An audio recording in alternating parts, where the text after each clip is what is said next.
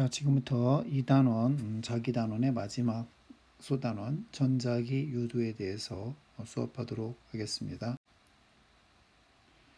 전자기 유도 단원은 두 개의 큰 학습 목표로 이루어져 있는데요. 첫 번째, 전자기유도 현상을 설명할 수 있다. 두 번째, 일상생활에서 전자기유도 현상이 적용되는 다양한 예를 찾아 그 원리를 설명할 수 있다. 결론적으로는 전자기유도 현상을 설명할 수 있으면 되겠습니다. 이 전자기유도는 수능뿐만 아니라 모든 시험에서 항상 출제되는 매우 중요한 문제이기 때문에 여러분이 이번 기말고사 준비를 위해서도 특히 전자기유도에 대해서는 많은 부분에 대해서 공부를 하면 좋겠습니다. 자, 먼저 교통카드가 어떻게 작동되는지에 대한 질문이 나옵니다.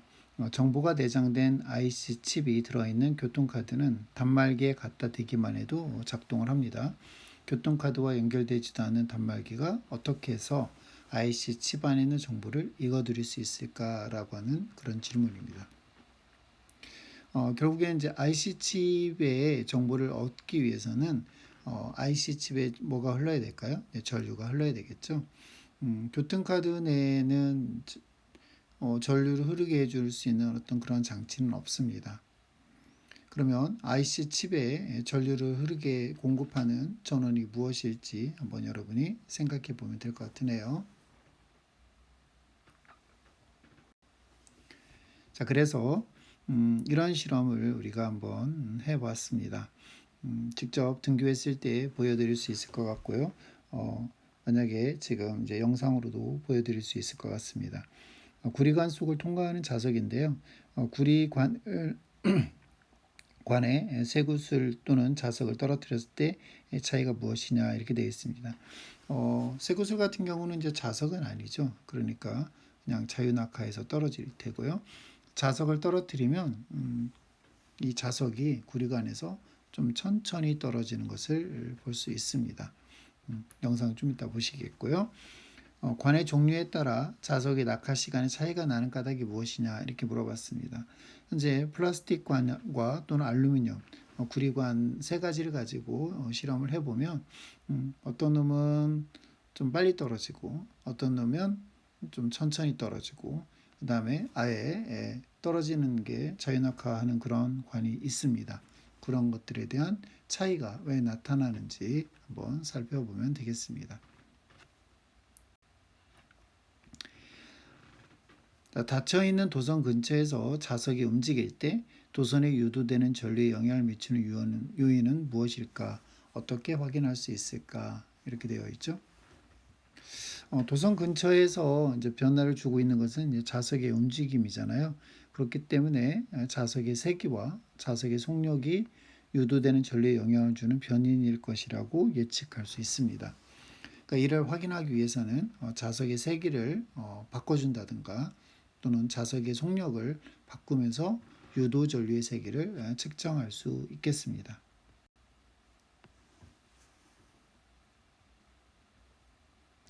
자, 우리가 교과서에 있는 실험처럼 만약에 실험을 하게 되면 1학년 때 했던 실험이기 때문에 그냥 넘어가도록 할 거고요. 실제 또 등교했을 때 수업을 할 때 또 간단하게 실험을 해볼 수도 있는 내용이 되겠습니다. 솔레노의 전류가 흐르는 경우는 가까이 하거나 또는 멀리 할 때 전류가 흐르는 것을 확인할 수 있겠죠. 자석의 속력과 솔레이드에 흐르는 전류는 어떤 관계가 있느냐라는 질문도 마찬가지. 자석의 속력이 빠를수록 솔레이드에 흐르는 전류의 세기가 어떻게 됐어요? 네, 세지는 것을 확인할 수가 있었습니다.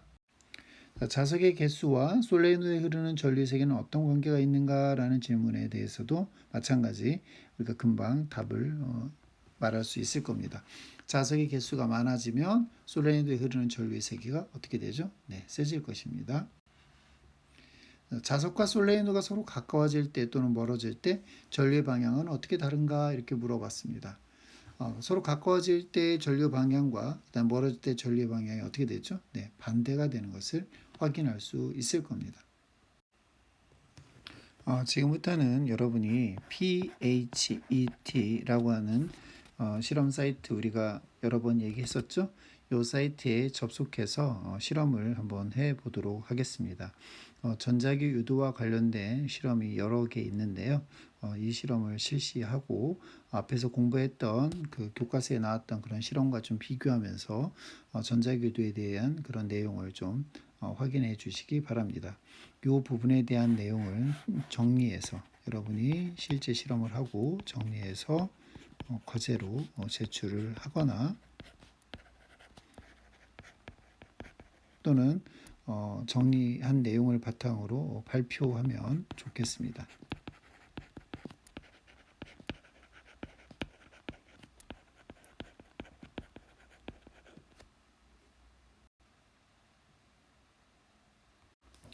자, 지금부터는 중요한 유도 전류의 방향에 대한 내용을 수업을 하도록 하겠습니다. 렌츠 법칙이라고 불리는 내용인데요. 1834년 렌츠는 유도 전류가 만드는 자기장의 방향이 솔레노이드를 통과하는 자기 선 속의 변화를 방해하는 방향이라는 것을 발견하였습니다. 이게 무슨 말이냐면요.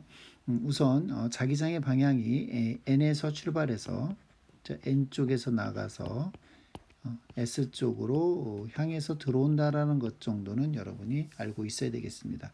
그리고 자기장의 색이나 어떤 방향의 형태를 이렇게 선으로 표현하는 걸 자기력선이라고 합니다.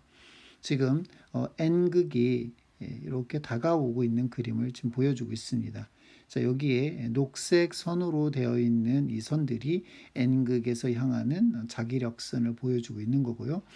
코일에 지금 이런 녹색 선들의 자기력선이 이 코일 안쪽에 점점 증가하고 있는 상황입니다.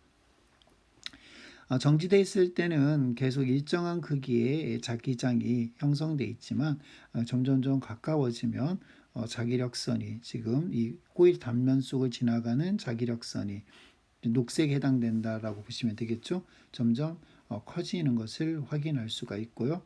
결과적으로 이거에 의해서 코일 자체가 자기장의 변화가 생겼기 때문에 그 변화를 감쇄하려는 방향으로 유도 전류가 생깁니다. 자, 그러면 유도 전류가 생기기 위해서는 감쇄 방향이 생기기 위해서는 반대 방향, 이렇게 파란색의 선 방향이 지금 유도 전류에 의해서 만들어지는 자기장이 되겠습니다. 자, 그러면 우리가 지난 시간에 배웠던 것처럼 전류가 흐르면 자기장이 생기는데요. 즉 유도 전류가 만드는 자기장이 파란색 쪽으로 만들어져야 되기 때문에 이 파란색으로 만들어지려면 솔레노이드 코일 자체가 어떤 식으로 전류가 흘러야 되냐면 여기 화살표 있는 것처럼 이런 방향으로 전류가 흘러야 됩니다. 자, 엄지손가락의 자기장이 방향이 되겠고요. 나머지 4개의 손가락이 솔레노이드 코일에 형성되는 자기장이 되기 때문에 자, 그렇게 감싸지게 되면 엄지손가락 방향이 바로 위쪽이 되겠습니다. 솔레노이드에서 만들어지는 전류의 방향과 자기장의 방향 그림을 다시 한번 살펴보시면 되겠습니다. 자, 이번에는 반대로 N극이 멀어지게 되면 이 녹색에 해당되는 자기력선이 점점 멀어지게 됩니다. 사라지게 되는 거죠. 자, 결과적으로 그 사라지는 것을 억제하기 위해서는 원래 방향대로 자기장이 형성이 되도록 유도 전류가 흘러줘야 됩니다. 결과적으로 유도 전류는 이쪽 방향으로 흐르게 되겠죠. 자, 마찬가지 아래쪽 방향의 엄지손가락이 향하도록 돼야 되기 때문에 엄지손가락이 아래쪽으로 향하고 나머지 4개의 손가락이 감싸치면 결과적으로 전류는 이런 방향으로 흐르게 됩니다. 자, 구리관을 통과하는 자석도 마찬가지인데요. 자석이 지나가는 순간 자석의 운동을 방해하는 방향으로 구리관에 유도 전류가 생깁니다. 지금 N극이 아래쪽에 있고 S극이 위쪽에 있기 때문에 아래쪽에서 이런 형태로 지금 자기장이 형성이 돼서 점점 들어오고 있습니다. 결과적으로 이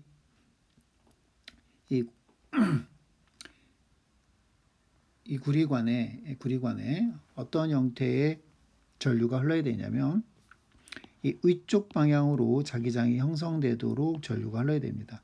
자, 그렇다면 이 원형 고리를 생각을 하면 여러분이 원형 도선에 생기는 유도 전류, 원형 도선에 생기는 자기장의 방향을 마찬가지 생각을 하셔서요. 이 안쪽에 형성되는 자기장이 위쪽을 향하려면 이런 방향으로 전류가 흘러줘야 됩니다. 결과적으로 이쪽이 N극이 되고 이쪽이 S극이 되겠습니다. 자, 그렇기 때문에 N극의 자석이 NS 이렇게 되어 있는 자석이 내려올 때 위쪽이 N이 되도록 유도 전류가 생기기 때문에 점점 이 둘 사이에 반발력이 작용하겠죠. 그래서 이 자석이 떨어지는데 그냥 자유낙하하는 형태로 떨어지지 못하고 점점 멀어지게 되는 겁니다. 점점 그 브레이크가 걸리듯이 떨어지게 되는 거고요. 자, 만약에 자석이 빠져나가게 되면 어떻게 되죠? 이런 아래쪽으로 향했던 지금 자기장이 점점점 사라지는 꼴이 되는 거잖아요. 따라서 요 아래쪽으로 향했던 자기장이 사라지지 못하도록 계속해서 유도 전류가 흘러야 되는데 이때는 유도 전류가 이런 방향으로 흘러줘야 원형 고리에 만들어지는 자기장의 방향이 아래쪽으로 향하게 되겠죠. 자, 그래서 여기가 N극이 되고 이쪽이 S극이 됩니다. 결과적으로 이제 S가 위에 있고 N이 밑에 이쪽에 있기 때문에 얘를 이렇게 잡아당기게 되겠죠. 결과적으로 떨어지는 것을 방해하게 됩니다. 그러니까 항상 유도 전류의 방향은 외부 변화를 방해하는 쪽으로 생긴다는 것을 꼭 기억하시면 되겠습니다. 자, 패러데이 법칙 앞에서 우리가 쭉 정리했던 실험 사실을 정리를 한번 해보면요. 자석의 세기가 강할수록 유도 전류의 세기가 세지고요. 자석의 속도가 빠를수록 세지고요. 그럴 때 유도 전류의 세기가 세집니다. 이것을 하나로 정리를 하면 V는 유도 전압이 되겠습니다. V는 시간의 변화에 따른 자기 선속의 변화, 즉 자기 선속의 변화율에 비례한다라고 되어 있잖아요. 이 파이를 우리는 자기력선 속, 다른 말로 줄여서 자기선속이라고 합니다. 이 자기선속, 자기력선속은 무슨 뜻이냐면요. 이런 얘기예요. 자기장의 세기는 단위 면적을 통과하는 자기력선의 수입니다. 이 파이는 바로 자기력선 수입니다. 자기장의 세기를 자기력선의 형태로 표현을 하는 거거든요. 그래서 단위 면적을 통과하는, 예를 들어서 이러한 면적이 있는데 여기에 지금 자기력선이 3개가 지나간다고 하고요. 똑같은 면적에 이렇게 4개가 지나간다고 가정을 하면 점점 이 자기력선의 간격이 점점 좁아진 거잖아요. 얘네들보다. 그래서 우리가 자기력선속, 즉 밀도가 되겠습니다. 자속 밀도. 그래서 자속 밀도가 클수록 자기장이 세다라고 표현을 하는데요. 시간에 따른 자기력선속, 자속 밀도의 변화율에 비례한다. 즉 요 말을 자기선속의 변화율을 식으로 표현하면 델타 T분의 델타 파이가 되겠습니다. 그리고 감은 수에 비례합니다. 코일 자체가 많이 감으면 많이 감을수록 자기장이 세지잖아요. 그래서 유도 전류 세기가 세지기 때문에 감은 수 N이 되겠고요. 그 다음에 이 변화가 항상 유도 전류의 방향은 반대로 흐른다고 그랬잖아요. 그래서 이 앞에를 마이너스를 쳐주면 좋겠습니다. 빨간색으로 한번 해볼게요. 여기 마이너스로 해주면 될 것 같아요. 그래서 만약에 자속이 증가하면 V는 마이너스가 되고 자속이 감소하면 V는 어떻게 될까요? 플러스가 된다는 얘기입니다. 그 방향이 즉 바뀐다는 얘기죠. N이 들어올 때와 N이 나갈 때의 방향이 다르고 그 다음에 S가 들어올 때와 S가 나갈 때의 방향이 다릅니다. 자, 이거를 정리를 한번 해보면요. N극이 있고 S극이 있습니다. 자, 들어올 때가 있고 나갈 때가 있겠죠. N극이 들어올 때 전류의 방향이 예를 들어서 그냥 플러스라고 가정을 하겠습니다. 그러면 나갈 때의 방향은 마이너스가 되겠고요. 그 다음에 S극이 들어온다는 얘기는 N극이 들어오는 것과는 반대 상황이잖아요. 그래서 여기는 마이너스가 되겠고요. S극이 나갈 때는 마찬가지 플러스가 되겠습니다. 이 사실을 여러분이 잘 이해를 하고 있으면 렌즈의 법칙과 관련된 유도 전류의 방향을 찾는 문제의 대부분을 맞출 수가 있습니다.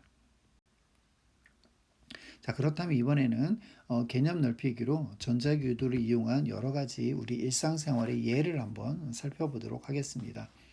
전자기 유도는 너무나 다양한 예가 존재하기 때문에 여러분이 좀 공부를 많이 하셨으면 좋겠는데요. 그 각각의 예를 이용해서 문제가 출제되는 경우도 많이 있습니다. 지금 먼저 공항 검색대와 그 다음에 도난 방지 장치, 고속도로 하이패스가 지금 나와 있는 것을 볼 수가 있습니다. 자, 그렇다면 교통카드의 작동 원리에 대해서 다시 한번 살펴보도록 하겠습니다. 첫 번째, 카드 단말기에서 자기장이 발생합니다. 자, 그렇게 되면 여러분이 카드를 가까이 가져갔을 때 그 자기장의 변화 때문에 여러분 코일에 여러분이 가지고 있는 그 카드에 유도 전류가 흐릅니다. 카드 안쪽을 보시면 이렇게 사각형의 구리선으로 감겨져 있고요. 여기에 지금 정보가 저장되어 있는 칩이 들어 있습니다. 어떤 학생들한테 제가 예전에 이 티머니 카드인가요? 티머니 카드를 이렇게 속을 벗기면 이렇게 보인다라고 한번 이야기를 했던 적이 있었는데요. 그랬더니 이제 이 카드 안쪽을 벗겨서 가져왔던 적이 있습니다. 물론 이제 그 학생 같은 경우는 그때 당시에 이제 수업 시간에 딴짓을 해서 제가 숙제로 내줬던 기억이 있는데요. 여러분 혹시 티머니 카드, 못 쓰는 티머니 카드, 못 쓰는 티머니 카드는 사실 없죠. 그거 하나 사기 위해서는 돈이 필요할 텐데요. 혹시라도 한번 실험을 해보기 위해서 티머니 카드를 한번 벗겨보면 근데 벗기가 쉽지는 않아요. 근데 이거를 이제 벗길 수 있는 쉬운 방법이 있는데 아세톤에 담아 놓으면 잘 벗겨집니다. 또는 여러분 집에 이제 여학생들도 많이 사용할 수 있는데 매니큐어 벗기는 거 있죠? 네, 그게 이제 보통 이제 아세톤이거든요. 그걸로 해 보셔도 잘 됩니다. 아니면 아세톤을 이렇게 좀 많이 넣어서 이 카드 자체를 담가 놓으면 카드가 흐물흐물해지거든요. 그래서 그 흐물흐물해진 카드를 벗기면 이러한 모양을 얻을 수가 있습니다.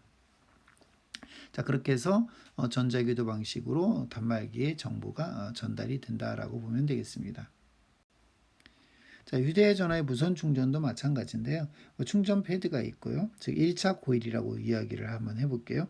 그럼 코일에 흐르는 전류로 자기장이 발생을 하게 되겠고요. 그 다음에 1차 코일에서 발생한 자기장에 의해 2차 코일에 유도 전류가 발생을 합니다. 즉 이 유도 전류에 의해서 배터리가 충전이 되는 거고요. 즉 전력 수신부 코일 쪽에 2차 코일 쪽에 전력 수신부 쪽에 2차 코일이 있고 그것 때문에 충전기에 전기가 흘러서 배터리가 충전이 된다고 보시면 되겠습니다. 그러니까 전자기도 같은 경우는 꼭 붙어 있지 않아도 전류가 흐르게 해서 결국에는 충전이 되게 만들 수 있다라는 얘기입니다. 자, 전자기도의 가장 이제 획기적인 내용은 바로 발전기죠. 발전기 속에는 매우 강한 자석이 들어 있고요. 자석 사이를 코일을 넣고 회전을 시킵니다. 그럼 회전을 시키면 자기장의 세기가 코일 안쪽에서 계속 변하겠죠. 그럼 코일에 유도 전류가 흐르게 되겠고 그때 발생하는 유도 전류를 이용해서 우리가 전기를 생산하는 겁니다.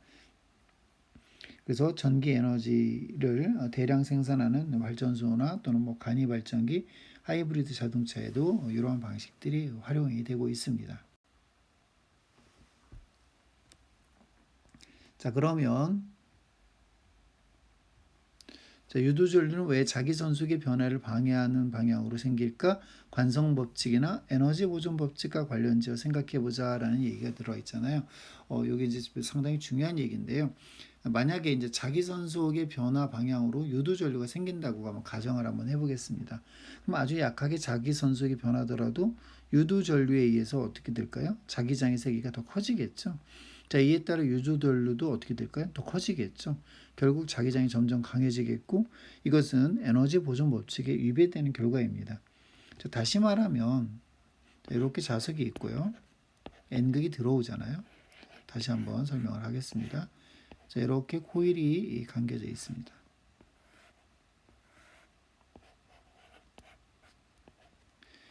N극이 자석에 들어오면 자기장이 이렇게 형성이 된다고 그랬잖아요. 자, 그러면 이 자기장의 형성을 방해하는 방향으로 유도 전류가 흘러야 되기 때문에 아까 이렇게 이쪽 방향으로 유도 전류가 흐른다고 그랬습니다.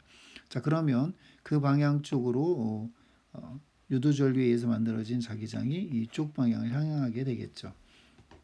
그럼 결과적으로 그 코일 자체가 이쪽이 N극이 되고 이쪽이 S극이 되는 겁니다. 자석이 들어오는 것을 못 들어오게 방해하는 거죠.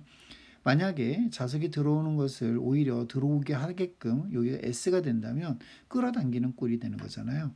그렇게 되면 내가 집어넣는 이 과정이 훨씬 더 손쉬워진다는 얘기입니다. 별로 일을 하지 않는데 에너지가 생기는 꼴이 되는 거죠. 근데 내가 이게 밀어 넣는 이 과정은 결국에는 밀어 넣고 있다는 얘기는 일을 하고 있는 겁니다. 그러면 그 결과 전기 에너지가 생긴 거죠. 전기 에너지가 발생한 거죠. 그러니까 결과적으로 내가 해준 일과 전기 에너지가 발생한 일이 결국에는 같아진 거가 되는 겁니다. 그러니까 내가 만약에 전기 에너지 발생을 좀 더 많이 하고 싶으면 많은 일을 하면 됩니다. 즉, 좀 더 강한 자석으로 밀어 넣으면 되고요. 좀 더 빨리 밀어 넣으면 같은 시간에 비해서 더 많은 일을 했기 때문에 전기 에너지 생산이 더 많아지는 꼴이 되는 겁니다.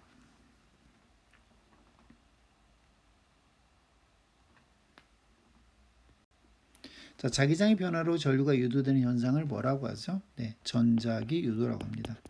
예전에 가끔 이런 문제를 시험을 내보면 학생들이 전자기 유도라고 답하지 않고 정전기 유도, 다양한 답들을 많이 쓰는 경우도 간혹 봤는데요. 전자기 유도가 맞는 답입니다. 이번 기말고사에서는 되지는 않을 겁니다. 이 용어는. 자, 렌츠 법칙에서 유도 전류의 방향은 어떻게 알아내는가? 이렇게 되어 있죠. 자, 자기 선숙이 변하는 것을 방해하는 방향으로 생긴다라는 것을 알아두시면 되겠습니다. 그렇기 때문에 여러분은 현재 어떤 전자기 유도 문제가 나왔을 때 현재 상황이 어떤 변화가 일어나는지를 알아차리는 게 매우 중요합니다.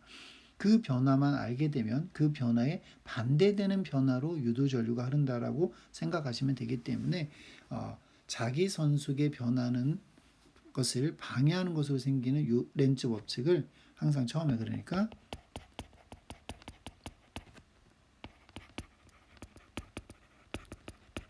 변하는 것을 방해하는 방향이 되겠죠. 그러니까 우리의 핵심은 뭐가 변하는지, 어떻게 변하는지 이거를 찾아내는 게 매우 중요하다고 하겠습니다. 자, 세 번째 보겠습니다. 전자기도 현상이 실생활에 응용되는 사례는 주방에서도 찾을 수 있다. 그 사례를 찾고 원리를 설명해 보자. 여러분 집에 혹시 전기 밥솥이나 또는 인덕션 렌지 같은 것들이 집에 있을 거예요. 그래서 전기밥솥 또는 인덕션 렌지가 있다면 전기밥솥은 다 있죠, 그죠? 근데 보통 이제 유도 가열 방식의 전기밥솥이라고 해서 IH 압력밥솥이라는 게 있습니다. 그러니까 여러분이 집에 있는 압력밥솥이 어떤 형태인지를 한번 살펴보시고요. 인덕션 렌지도 마찬가지입니다. 우리가 불꽃이 나오는 가스렌지 말고요. 불꽃이 전혀 나오지 않고 빨갛게 달궈지지 않았는데 데워지는 그런 인덕션 렌지가 있거든요. 그런 것들이 바로 전자기 유도 방식을 이용한 겁니다. 내부의 코일에 이제 전류가 이제 변하면서 그러면 이제 근처에 자기장의 변화를 이제 일으키겠죠. 도체 근처에서 자기장이 이제 계속 변하면 도체에 유도 전류가 흐르게 됩니다. 그래서 유도 전류가 흐르기 때문에 도체 자체에 전류가 흐르면 뭐가 발생하죠? 열이 발생하잖아요. 그래서 그 열을 이용해서 음식을 조리하는 방식이 되겠습니다. 그렇기 때문에 압력밥솥이라든가 또는 전자레인지가 아니고요. 인덕션 렌지에 사용되는 그런 기구들은 전기가 잘 통하는 그런 도체 물질로 이루어져 있어야 되고요. 보통 이제 인덕션 렌지 같은 데 사용되는 기구가 특별히 또 따로 있죠. 그죠? 그래서 그런 것들을 이제 어떤 형태로 되어 있는지 한번 확인할 수가 있겠고요. 이건 불꽃이 없고 그 자체에 전기가 흐르는 열을 이용하기 때문에 그 밑에 종이를 놓는다고 해서 종이가 타거나 그러지는 않습니다. 이런 부분도 한번 집에서도 충분히 실험을 해 볼 수 있는 내용이 되겠습니다. 지금까지 우리가 전기 단원 내용을 쭉 살펴봤는데요. 지금까지 공부했던 내용을 좀 정리를 잘 하셨으면 좋겠고요. 이제 마지막 3단원이 이제 등장을 하는데요. 이 3단원은 앞에서 배웠던 그 1단원의 전기 파트의 에너지 준이라든가 에너지 띠를 공부하고 또는 자성체의 원인이 되는 그런 설명을 하는데 매우 많은 영향을 미치는 그런 부분입니다. 특히 그리고 전자기 유도와 관련된 내용에서 자기장의 변화와 관련된 그런 내용을 다뤘는데요. 그 부분과 관련돼서는 전자기파와 관련된 내용으로 또 정리가 됩니다. 그렇기 때문에 2단원의 연속선상에서 3단원이 나온다 이렇게 생각을 하셔도 좋을 것 같고요. 우리가 2단원, 3단원이 전체가 이번에 기말고사 시험 범위니까 좀 열심히 공부해서 좋은 결과가 있기를 바랍니다. 자, 이상으로 2단원 수업 내용을 마치고요. 보충 강의는 우리 물리학 그 클래스 있잖아요. 그 클래스에 연습 문제 풀이를 올려놓도록 하겠습니다. 이상으로 두 번째 단원 강의를 마치도록 하겠습니다.